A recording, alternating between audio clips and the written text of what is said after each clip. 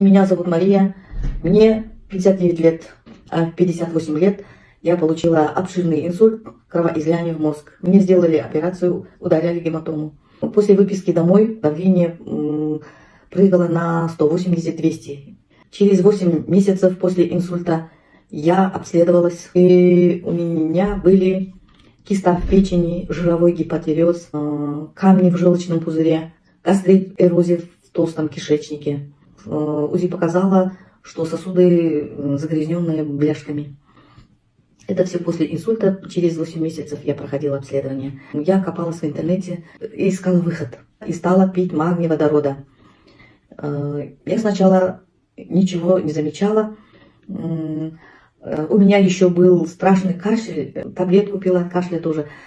Через 15 дней у меня исчезли кашли. Я разговариваю.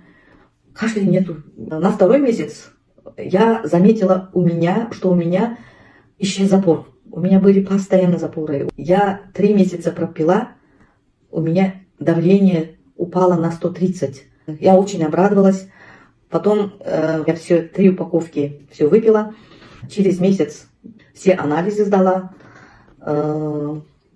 УЗИ проходила.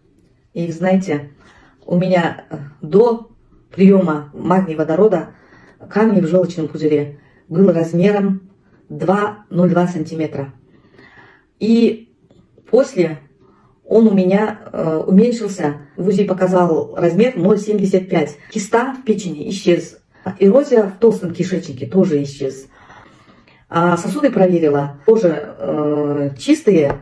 До этого были загрязненные, полные бляшками. У меня давление нормализовалось.